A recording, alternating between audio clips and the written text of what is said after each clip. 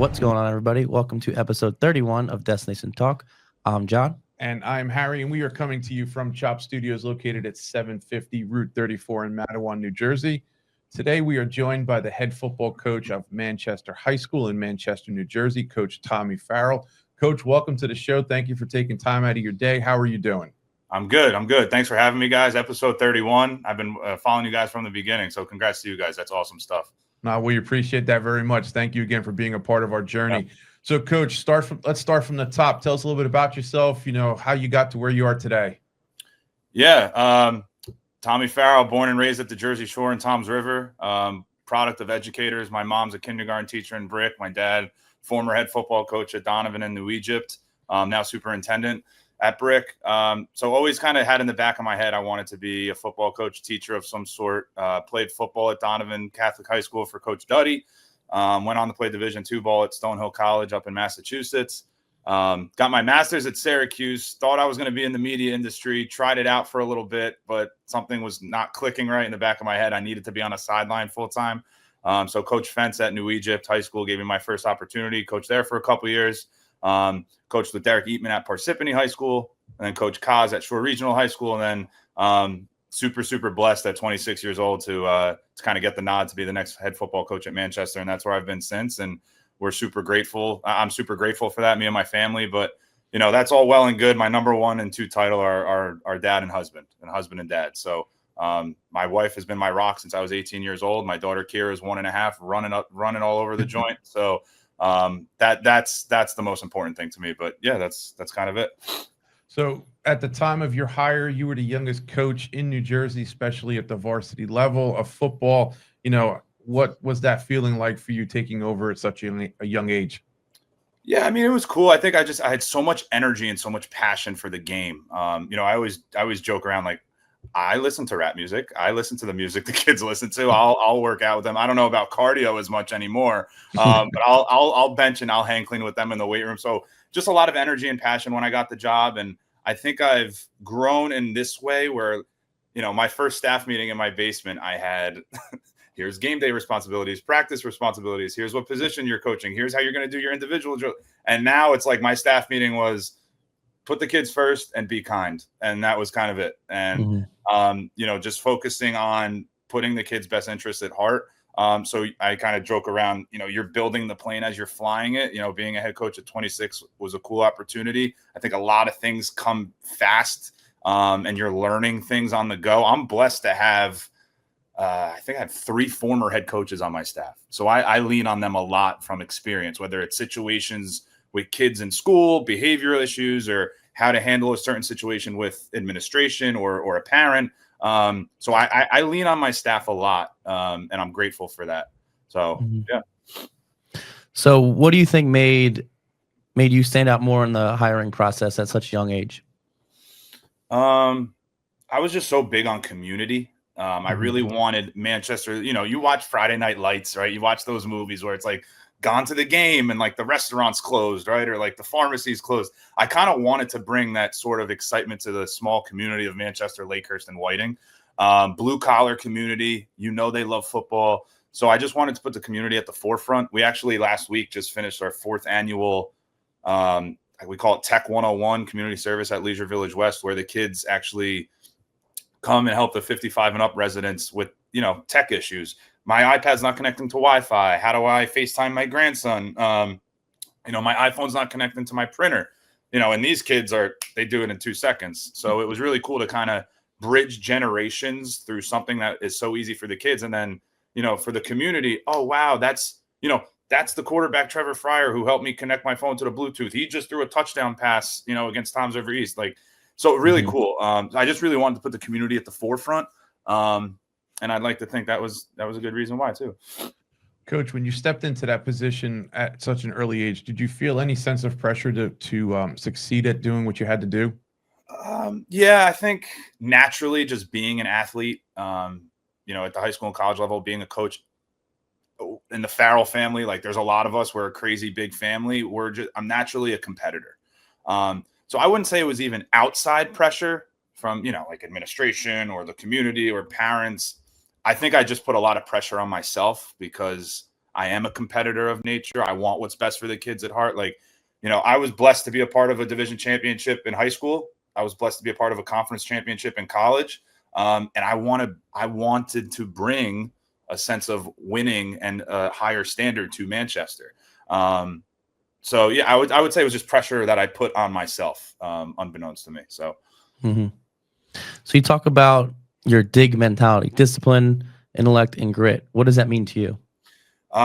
So I actually took that from where I played at Stonehill College. So just a side note, Coach Talley and Coach Gardner were amazing college coaches for me.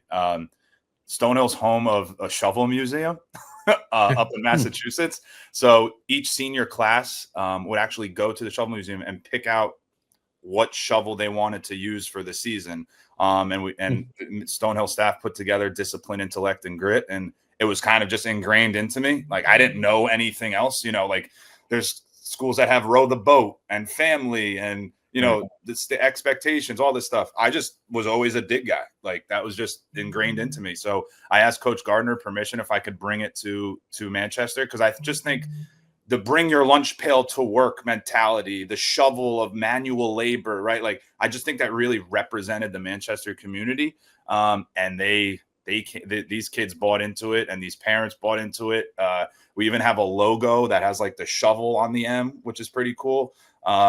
And we just they just really bought into it. So what does that mean to like the kids? And they'll tell you. I'd like to think that it's so ingrained to them now that they can answer it probably better than me. I always say, if you can hit all 3 check marks of D.I.G, you should win a football game. You should have a really good practice.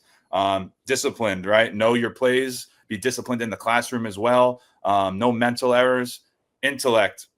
Be a student of the game. Love to watch film. Like Coach Goody always says, you got to love the process, right? You got to fall in love with the grind. If you have a high intellect, that means you're on huddle. You're watching film. You're not just doing the 8 to 10:30 practices. You're doing stuff outside, and that will grow your brain and your intellect. And grit. Excuse my like being a prick in between whistles. Doing it the right way and wanting to beat the guy in front of you. Like, I always tell the kids, somebody on the other side, somebody on the other team, their goal is to put you on your back. You got to tap into that part of the brain where you can do the community service, right? You can hold the door open for girls in school, but once you buckle that chin strap, you're not the same Tommy Farrell. You're not the same John Posner, right? Like, it's a different mentality, and that's that grit part of it. You do all 3 of those things, it's hard to lose a football game. It's hard to have a bad practice. So, yeah, that's kind of what dig means at Manchester. Goody would always say, don't be a 3 o'clocker. You don't just show up at 3. You got to be there all, do different other workouts when no one's looking, Well, and, I don't have nothing as special as you two guys have, but I'll go back to a book that I read, which was Train in the Dark. And it's basically doing all of those things that you are preparing yourself for when the lights shine. But so many people see you in that moment, but what they don't see is what you did leading up to that. And I think the dig mentality kind of touches on that. Yeah, absolutely. And I just want to add too, dig will always be a part of our mantra at Manchester. We kind of have a new, I guess the 2025 slogan this year is integrity over ego. I just think there's a lot of egos. And it's funny saying this, right? Coming on a podcast, like talking on a media outlet when I'm trying to do less social media, kind of like I'm on this like anti social media, but like, there's a fine line between I want to get off social media because I want to show the kids it's not about that. But then it's also like, you got to celebrate your kids and your program. Right. So there's a fine line. But I just think there's so many egos, so many personalities, a lot of people that are in athletics, be it youth sports, high school or college, for the wrong reasons, whether they're living vicariously through their players or they're living vicariously through their kids or just to, like Instagram players, because it looks cool, right? You have all these people following you. So our thing this year is integrity over ego. Just be a good person, and who cares about, put yourself second, right? Whether it's putting God first, whether it's putting your teammates first, whether it's putting your family first, who cares about your wants and your needs and your ego? Because it's hard in 2025 to not feed your ego and to not post on social media. And I think if we can have integrity over ego, everything, you don't have to have a lot of talent on a football team to to be successful in that regard. So I just wanted to throw that out there as well, because that's a huge part of what we're focusing on this year.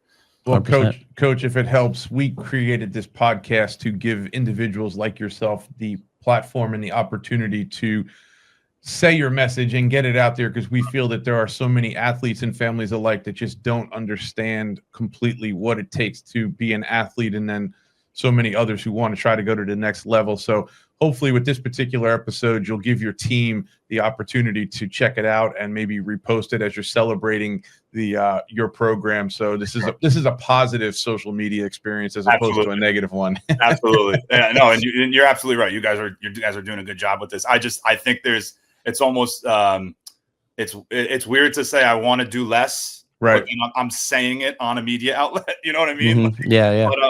But it's about celebrating the kids and celebrating what you guys are trying to do too. Right. That fine line. So how do you implement that dig mentality across your program daily? What does it look like? Well, I will say we have like a kid who gets a shovel.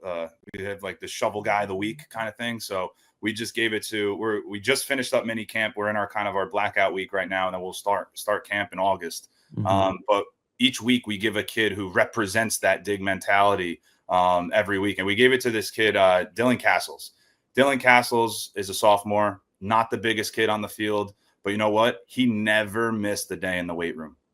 He was never on my academic watch list. He never missed a day in the weight room. He would beg me to stay later than 3:30 because he just wanted to get an extra lift in, an extra sweat in. That is dig. And when the kids start realizing it and doing it themselves, it makes my job so much easier. I can actually focus on coaching football. Like, how crazy is that? Right. I always say, as a head football coach, I miss actually coaching football. You're doing attendance, you're doing grade checks, you're trying to put a weight room schedule together, you're the liaison with administration.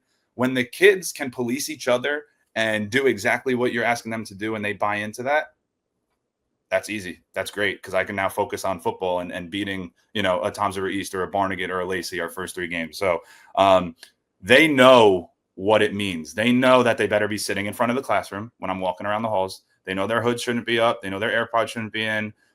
They shouldn't be on my academic watch list. They should be in the weight room if they're not playing a winter or a spring sport. They shouldn't be late to practice. It's just them holding themselves to a higher standard. And I think that's why, our standard it's a different standard now than it used to be. Manchester isn't I don't even want to say a laughing stock, but Manchester isn't like a bottom tier short conference football team anymore. Like we're a good football team. And it's because of these kids just buying in and having consistency. I'm just a small part of it. These kids are finally doing it themselves, and it's so cool to watch. So, Coach, you did bring up ego before, and one of the next questions was going to kind of tie into that. So, as a leader, as a coach of these young men, how do you manage I don't know how many guys are on your team top to bottom, but many. How do you manage all of those personalities and keep them, on the same path? Yeah, I think you have to pick, and not even pick. We have a great. We just graduated, and I said it to the kids at the 7-on-7. We won the RC South Championship, first outright division title in the 50-year school history. We graduate 18 seniors. And I'd like to think that the senior leadership in the past couple years trickled down to now where I'm in year 4. And these seniors were freshmen when I first got the job. Right.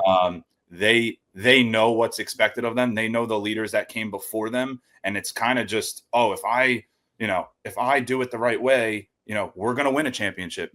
Our quarterback, Aiden Lund, would get to the field an hour before practice, and he would be the first one to leave the field. Our kicker would always take our ball bag because he wanted to get extra kicks on the field. And guess what? We kicked a 40-yard field goal to win our first playoff game in school history with 2 seconds left. So the little things like that, like I said, you can't expect – these kids know that you can't expect to be successful if you just clock in and clock out when coach tells you to. You got to do the extra stuff on and off the field, getting extra work, watching what you eat.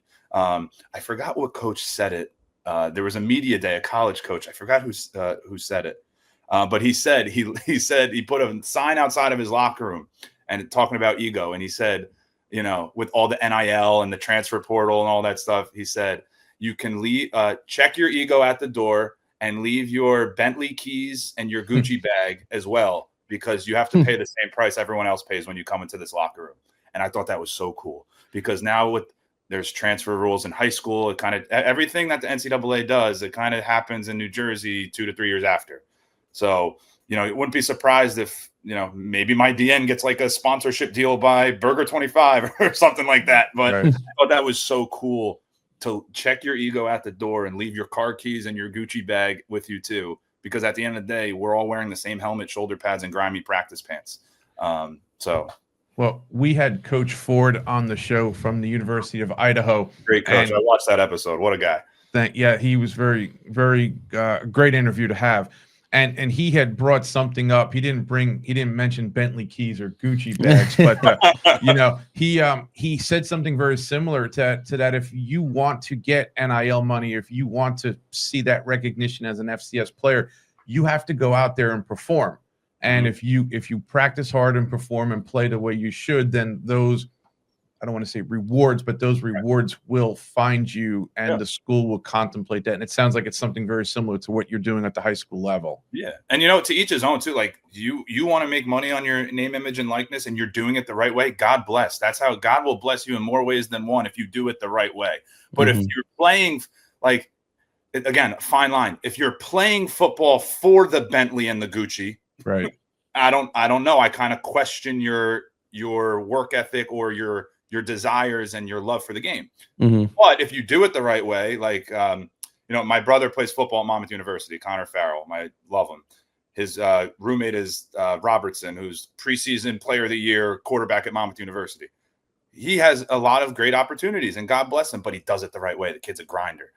He's he ain't a 3 o'clocker, Paz. He's a 5 a.m.er, when the birds are still sleeping. And that's, if you can take advantage of those opportunities by doing it the right way, God bless. That's awesome. It's like having the right purpose, the right mindset behind things. Because when I was getting recruited, there was no NIL. And then middle of my college career, it just started trickling in. And then now it just seems like the wild, wild west, just looking at it from a different perspective. Yeah, absolutely. But you got to find the right purpose and having loyalty as well. I think that's a big thing as well. And that's why I kind of like I guess the word is innocence, like the innocence of high school football. Like these kids really just want to play ball with their friends. I love that. Like I can work with a 14-year-old who's never played football before, but just wants to put on a helmet and hang out with his buddies for 2 hours. I can work with that. I don't know if I can work with egos and personalities. Like I'm not going to say never. I don't know if I can coach in college. I don't know if I have like the mental fortitude to deal with all the moving parts of NCAA and all that stuff. I like being an educator. I like being a teacher. I like being in the classroom. And call me crazy, I kind of like the offseason. I like having a little bit of a break, because when you're up at that level, it's 24/7 nonstop recruiting. And I kind of like a little bit of a break. Call me crazy. I love football, but I also love spending time with my family too during the holidays. So, well, if following along on the coaches' journeys, I think they only get about 3 weeks to come up for air, and out of the 52. Right. Yeah. Pretty much. Absolutely. So, Coach, you played at Stonehill College. How did your college playing experience shape you into the coach you are today? Well, I'm just going to go right out and say, I didn't play that much. I was a Division III football player. I was a linebacker at 5'11", 180 pounds. Stonehill just gave me a great opportunity. I fell in love with the campus, the academics. Met great, I'm still best friends with all of my teammates today. We still have a group chat that blows up my phone about fantasy football all the time. So we're all close. Didn't play my freshman year, played special teams a little bit my sophomore year. Junior year, I really put in the work. I was grinding. I was going to off-season workouts, and, I blew my knee out first day of practice my junior year. And that's what shaped me. At the time, I was kind of questioning everything. Like, I finally put in the work. I was going to prove people wrong. I was going to play division, and then I blow my knee out. And that's where I think the love for coaching came in, because I was at practice in a different spot. I was helping the young guys at outside linebacker. I was helping with film on game days. I was in the press box sometimes, like DJing practice, playing music. And I was just looking at, I never really watched the offense practice because I was a linebacker. And then, I rushed the rehab just so I could play my senior year. And again, didn't play much. They moved me to inside linebacker because I got slower with my knee, and I gained a little bit of weight being in a wheelchair for a few months. But that was the point where, okay, I might not play that much. I'm not like a gamer, but Tuesday, Wednesday, Thursday practices, that was my game. That was where, football's different, man. Like once you're done with football, you go play football on the street, you're going to get arrested for assault. When you're playing football, I just cherished every hit, every step, I really cherished the finiteness, if that's a word, of football, because it is not a forever sport. And I'll never forget my last practice. I was scout linebacker, and there was like 3 minutes left on the scoreboard, and they ended the period early, and I started hysterically crying. I was like, that's going to be my last hit. That's going to be the last time I bang somebody with like my shoulder pads. And then I got in the last play, last series of our game against our rival Bentley, made a tackle. It was great. Hell of a way to go out. But I know that was a long answer, and I apologize, but the realizing, oh my gosh, I'm hurt. And when something's taken away from you, and I was lucky enough to have one more year left and cherish it. That's what got me into coaching, because I can't not go to a practice in August and smell the fresh cut grass. Right. I can't be doing nothing on a Friday night in the fall. I need, in some capacity, God bless, hopefully I'm at Manchester for 30, 40 years. Hopefully I'm doing this for a long time. If I'm not, hopefully, I'd be blessed to just go watch a game, but I can't not do anything on Fridays and Saturdays in the fall. It's not how I'm wired. And maybe that's because of my dad. He gave me this love for the game, this beautiful, psychotic, fierce game. But yeah, knowing how finite the sport is and using that to coach and help lead young men is really cool. And when they're experiencing it and you see it, because coaching, I know I'm rambling, I'm sorry. When you're coaching and you walk out on a Friday night, you see it through a different lens. Like the adrenaline is there, but then it's like you're not the one kind of going and putting your body on the line. And seeing those kids realize what you used to feel, so cool. If any of that made sense, it's so that makes sense. Cool to see it from a coaching perspective at my age, where I'm not too far removed from playing. So cool to see.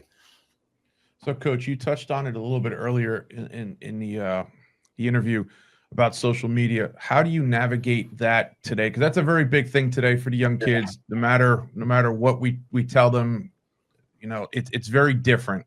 So, what's the advice? What's the message that you're giving to your players? Because their digital footprint it never goes away if they make the wrong choice.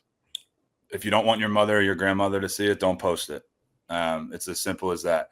I tell the kids it could be such a beneficial tool for you if you want to play in college, but it can also be your biggest downfall if you don't do it the right way.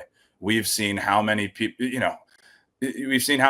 that tweeted something stupid or posted something stupid on their Snapchat. Somebody screenshots it and goes, I actually feel bad for these kids, if I'm being honest. Like, Twitter was just a thing. I think my senior year of high school or junior year of high school, I graduated in 2013. Snapchat was like, it wasn't even videos. It was just pictures. Like Instagram, you couldn't even post. Like it was really just Facebook. I feel bad for these kids because I feel like Big Brother's always watching. Right. And they're always connected and they can't let themselves be bored. They're always like the second they get bored, they're opening up TikTok and, their algorithm knows exactly what they want to watch. But to answer your question, I'm trying to lead by example by doing less of it. I will always promote the program. Like I just tweeted out and posted about our captains last week. I'll always talk about, 4 years in a row, we've had a 3.0 team GPA. I'm going to celebrate that. Our community service, I'm going to celebrate that. I'm not really going to post like random hype videos. I used to do that. And I look back at my 26-year-old being a head coach. I posted way too much and I cringe looking at it. I don't know if that's me being a dad. I don't know where, because I hate every time my daughter does something, we pick up the phone. I don't want to see it through a lens. I want to see it in real time with my eyes. Mm-hmm. So I tell the kids, if you don't want your mother and grandmother to see it, don't post it. And even if there was no ill intent or you don't think anybody's going to see it, somebody's going to see it. And you represent your family, me, the Manchester football team, the Manchester high school community, everything. So just be careful. And you can't say don't be on it, because that you would just be stupid if you said that. You know they're going to be on it. So It's just, if you don't want your mother and grandmother to see it, don't post it. That's it. So, Coach, how do you handle the college recruiting process with your players, with their families? How do you guide them? How does that whole structure look?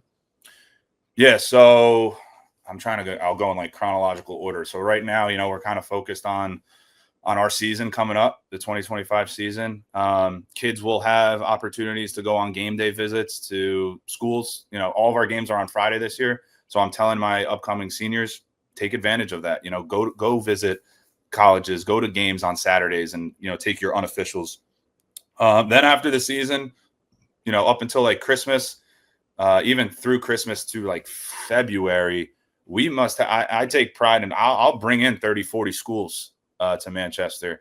I have this huge email list, and I send our prospect sheet out. It has everything you need to know about our college athletes or potential college athletes.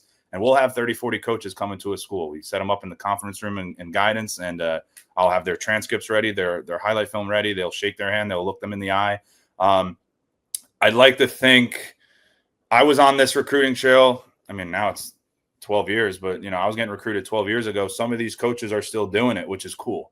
Like I know Coach Quigley at Ursinus recruited me when I was in college. He's still recruiting Ocean County. Coach Dabrowski, who's the head coach at Kings, he was recruiting me in high school. Now he's one of my best friends. He's recruiting Ocean County as well. So it's cool to see.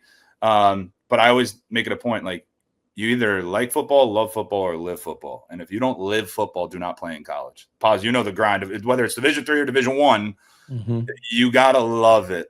You gotta love the lonely night. Like Goody says all the time, you gotta love the lonely nights. You gotta love the early mornings when nobody's watching you, and you gotta love the grind. And if you're not, and that's okay. If you don't want to do, that's fine. No love lost. But don't put yourself in front of a college coach just because it sounds cool and you want to put on Instagram, thank you, Coach Paz from Rutgers, for coming to talk with me today. No, don't do that, because you're just going to fool yourself and you ain't going to make it through your freshman year.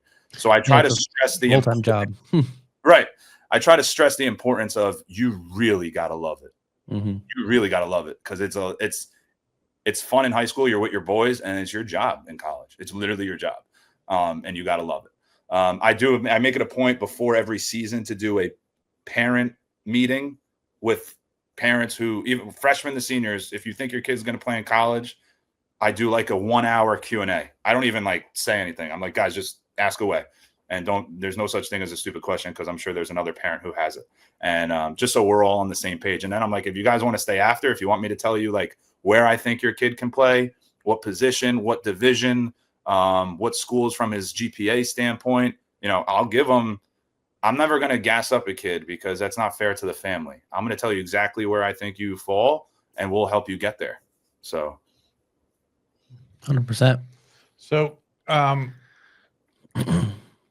what other message do you give to the parents, though, too? I mean, sometimes, in my line of work, I work with athletes. And so there's a lot of false hopes, I guess. So how do you temper those to the parents who think, little Johnny's going to go play at the University of Alabama and get drafted in the first round? God bless. I would love to have a kid going to the University of Alabama from Manchester. That would be great. No, I kind of learned this, I would say this year. You're gonna meet a lot of high school coaches that are like, oh, the parents are the worst part of the job. The parents are the worst part of the job. Well, guess what? You're a head football coach. You signed up for it. Like, right. The sooner you accept it, the greater. Like, it's awesome. I have a great relationship with my parents, but I also know, like, in the unfortunate circumstance where a parent isn't happy with you, that's part of the job. If I didn't want to deal with parents, I'd be coaching in college or in the NFL. But I like the high school age. I like being a teacher. I think, I'd like to say I'm in the kid business. I love what I'm doing, but there's also other parts of the job that aren't sexy, aren't cool, but you got to deal with it. So that's just the nature of the business. How I changed from my approach with parents from my first year to now my fourth year, I was way too accessible my first year. Like giving out my cell phone number. I'm here if you need me. Just don't talk to me within 24 hours of a game. Now I changed it to, maybe because I'm a family man and whatever. Mondays. Mondays are the only time I will talk to you. If it's like a quick email question, like, hey, what, obviously I'll answer you quick in an email, or if it's a quick question, fine. But if it's like, hey, I want to know X, Y, and Z, what's going on, blah, blah, blah, Mondays. Because Tuesday, Wednesday, Thursday, we're getting ready to win a football game. Friday's game day. Saturday, I'm either celebrating a win or mourning a loss and prepping for the team the next week. Sunday's a family day. So Monday. Monday's parent day. So that's kind of how I shifted gears this year. We'll see how it works. We haven't it's going to be implemented this season, but it's part of the job. And as long as you're honest, I always tell the parents, we're on the same team. Right. We're on Team Johnny. We're both on Team Johnny. We want what's best for Johnny. How we get Johnny's best interests, okay, like I have the discretion as a head coach to do what I think is best for the team. You just want what's best for Johnny. So, it's at the end of the day, it's what's the best interest for the kid, and just communicating that obviously in a respectful and honest way. So, So you were named head coach of the Ocean County in All-Star game, conference game. What was that experience like for you, and how'd that go? So cool. Played in it when I was a senior in high school back in 2013. And I always said that was like the most fun week of football I've ever had.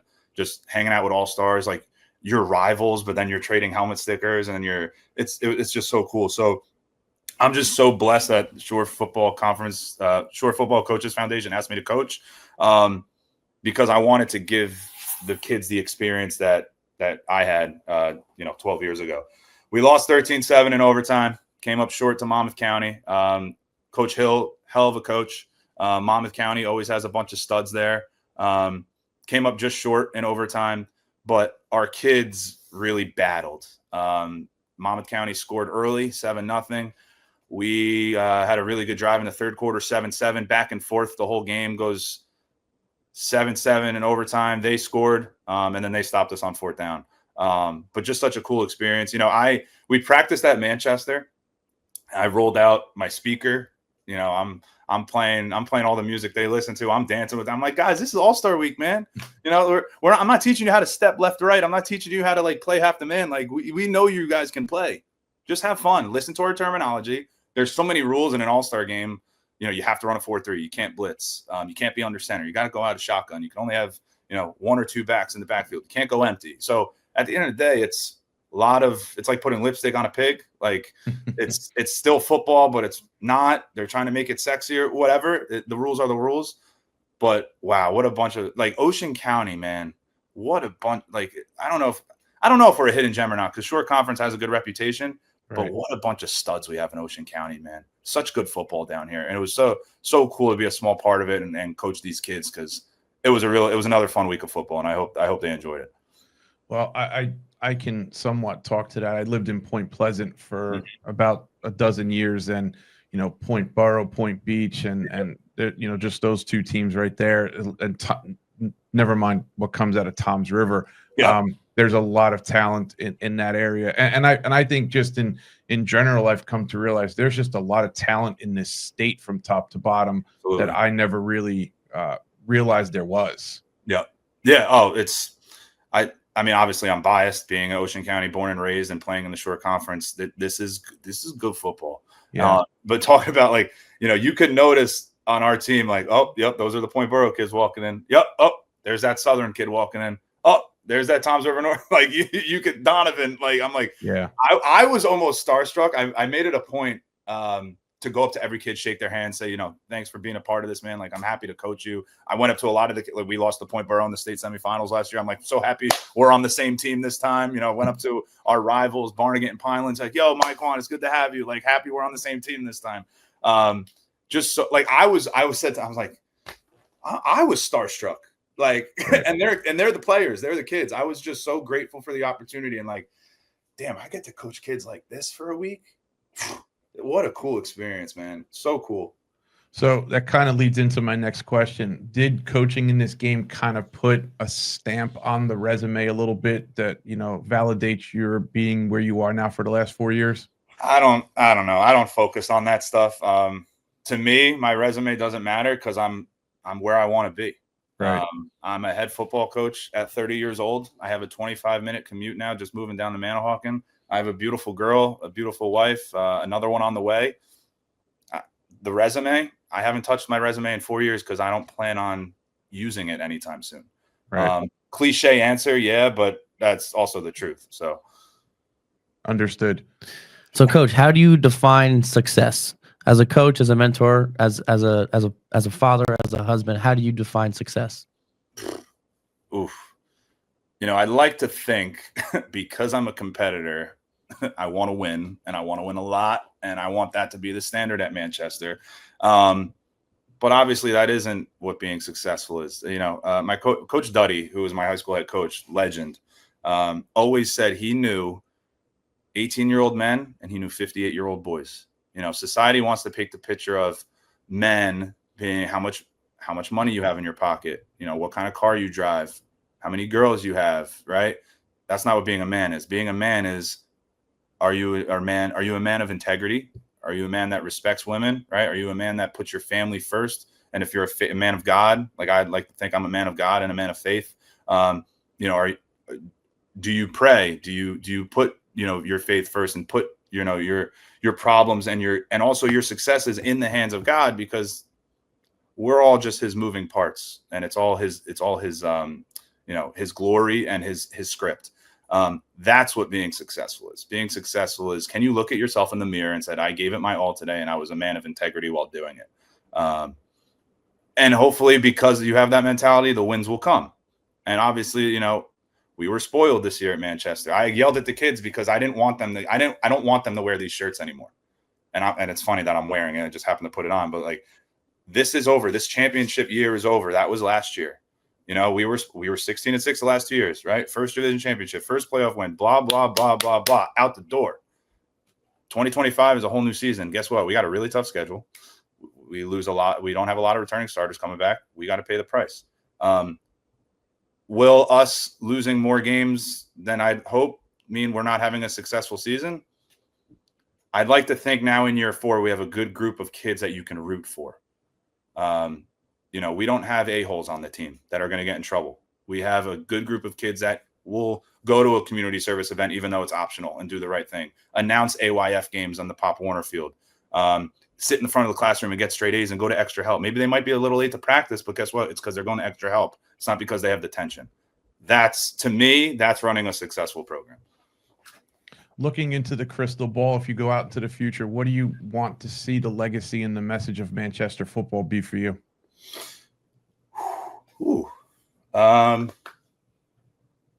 Just that we did it the right way. We did it the right way. Wins will come and go. Good seasons will come and go. Bad seasons will come and go. But if these young men will be productive members of society and be good husbands and good fathers and respectful to women, that's what I want the crystal. If they come back and they want to pay it forward by coming back to Manchester, and whether it's coaching with me or talking to the team, that's where I'll know that we did it the right way. I love that, like, and I'm wearing my dad gang hat. I love that, like, being a good father and being a man of faith is like, it's cool now. You know what I mean? Like, I don't know if you guys noticed that like vibe on social media, but like being a present father is cool. Being a man of faith is cool. How awesome is that? When you can, and if that's trendy and you can kind of lean on that, like my favorite singer is John Bellion. He just came out with an album called Father Figure, and it's about all the trials and tribulations of being a husband and a father. And it's like, but it's rap and it's cool. Like it's, and if they can be productive members of society and be good husbands and dads, then I'd like to think myself and my staff did it the right way. No, I would agree with that. It's definitely, I think we've strayed a little bit, not going off topic. I think we have strayed a little bit in that area, but it's nice to see that we're fixing something and kind of going back to where we should be when it comes to values and families and the like. And agreed. And I think football is a great medium to portray that. I like to make the comment, like, football is one of the few things manhood has left. They're taking a lot of things of what it means to be a man, and they're taking things away from that. But football is still the violent, fierce, but beautiful game that teaches a hell of a lot life lessons. Right. I'm not going to sit here and say it's close to the military, because I've never been in the military.